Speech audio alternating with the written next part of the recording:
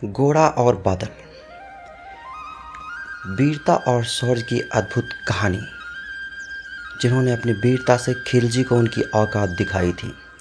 घोड़ा और बादल ऐसे ही दो शूरवीरों के नाम हैं जिनके पराक्रम से राजस्थान की मिट्टी आज भी बलिदानी कहलाती है। घोड़ा और बादल दोनों चाचा भतीजे जालोर के चौहान वंश से संबंध रखते थे। मेवाड़ की धरती की गौरव गाथा घोड़ा और बादल जैसे वीरों के नाम के बिना अधूरी है। हम में से बहुत से लोग होंगे जिन्होंने इन शूरवीरों का नाम तक न सुना होगा, मगर मेवाड़ की माटी में आज भी इनके रक्त का लालिमा झलकती है। मुनहोत नैन्सी के प्रसिद्ध काव्य मारवाड़ रा परगनारी विगत में इन दो वीरों के बारे में पुख्ता जानकारी मिलती है।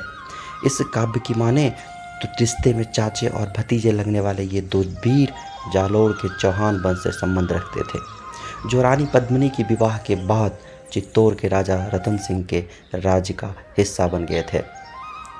ये दोनों इतने पराक्रमी थे कि दुश्मन उनके नाम से भी कांपते थे। कहा जाता है कि एक तरफ जहाँ चाचा गोरा दुश्मनों के लिए काल के समान थे, वहीं दूसरी तरफ उनका भतीजा बादल दुश्मनों के संहार के आगे मृत्यु तक को शून्य समझता था। यही कारण था कि मेवाड़ के राजा रतन सिंह ने उन्हें अपनी सेना की बागडोर दे रखी थी। राणा रतन सिंह को खिलजी की कैद से छुड़ाना हो, तब इनका पुरुषार्थ सबसे पहले सामने आया था। खिलजी की नगर मेवाड़ की राज्य पर थी, लेकिन वह युद्ध में राजपूतों को नहीं हरा सका, तो उसने कूटनीतिक चाल चली। मित्रता का बहाना बनाकर रावल रतन सिंह को मिलने के लिए बुलाया और धोखे से उनको बंदी बना लिया, और वहीं से संदेश भिजवाया कि रावल को तभी आज़ाद किया जाएगा जब रानी पद्मिनी उसके पास भेजी जाएगी।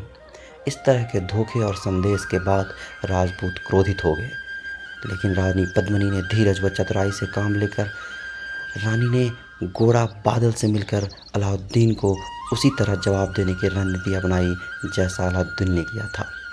रणनीति के तहत खिलजी को संदेश भिजवाया गया कि रानी आने को तैयार है, पर उसकी दासियां भी साथ आएगी।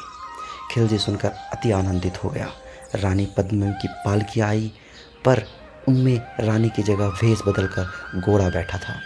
दासियों की जगह पालकियों में चुने हुए वीर राजपूत थे। खिलजी के पास सूचना भिजवाई गई कि रानी पहले रावल रतन सिंह से मिलेंगी। खिलजी ने बेफिक्र होकर अनुमति दे दी। रानी की पालकी, जिसमें घोड़ा बैठा था, रावल रतन सिंह के तंबू में भेजी गई। अलाउद्दीन खिलजी पर आक्रमण। घोड़ा ने रतन सिंह को घोड़े पर बैठा तुरंत रवाना कर और पालकियों में बैठे राजपूत खिलजी के सैनिकों पर टूट पड़े। राजपूतों के इस अचानक हमले से खिलजी की सेना हक्की बक्की रह गई, और वो कुछ समझ आती उससे पहले ही राजपूतों ने रतन सिंह को सुरक्षित अपने दुर्ग पहुंचा दिया। हर तरफ कोहराम मच गया था।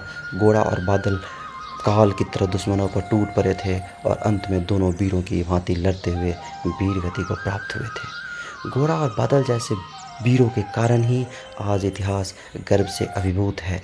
ऐसे वीर जिनके बलिदान पर हमारा सीना चौड़ा हो जाए, उन्हें कोटि कोटि नमन है। मेवाड़ के इतिहास में दोनों वीरों की वीरता स्वर्ण अक्षरों में अंकित है। ऐसे ही इंटरेस्टिंग वीडियो के लिए आप हमें शेयर कर सकते हैं, लाइक कर सकते हैं। धन्यवाद।